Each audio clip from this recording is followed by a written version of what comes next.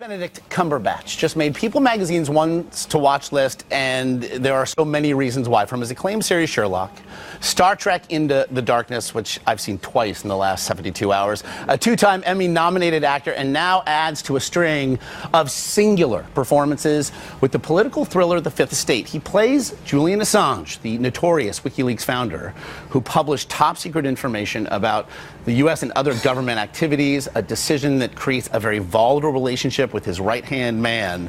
Never have a bunch of internet chats and direct messages been so tense. And Benedict's good enough to join us today. I want to get, before the film even begins filming, you reach out, rightfully, to Julian Assange to perhaps discuss whatever you might discuss, and he waits and contacts you the day before filming is to begin with an email that takes a bit of a shot at the script and the film in general. It was a hard thing to take, but quite within his rights to reply, since the film is based on his character and events that he was part of. So, you know, I wanted that response. I wanted to gauge his feelings. I was really just approaching him to meet him, but he felt very strongly and put in a very charming, polite and erudite email that he felt the film was going to be poisonous to both him and his cause. And I wrote an equally long and hopefully polite and charming response back saying why I thought the opposite.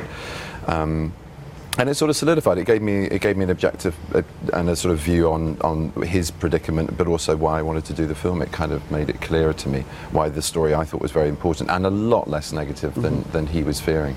I do want to actually, let's take a look at the clip before we take another look at Julian. We're winning an information war which goes beyond any short-term alliance we have with the mainstream media. You want to throw it all away because you fear that some US government informer might come to harm? These are human beings, Julian. And their lives are at stake. What about the lives of the soldiers and the civilians involved in these conflicts? Death squads, unreported civilian casualties, countless incidents of friendly fire. This is information the world needs to know.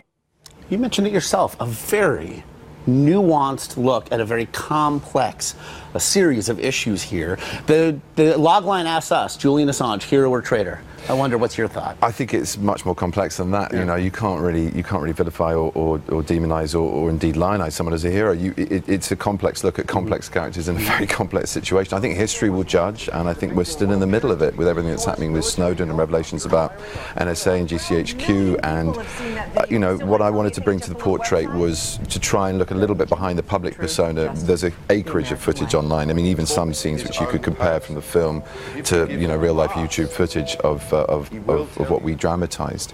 So in order to do that, you have to empathize a little bit. So of course I kind of went towards his point of view. I was playing him, but I think it's a great debating point, and The Fifth Estate is a film that should just start that debate. And as he says at the end of the film in the coda, you know, the only truth you can really seek out is your own. Is your own. Yeah.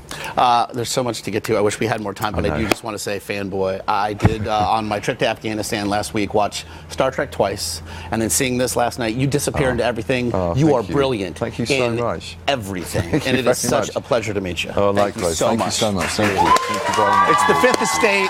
It's in theaters everywhere next Friday, October 18th. Go see it.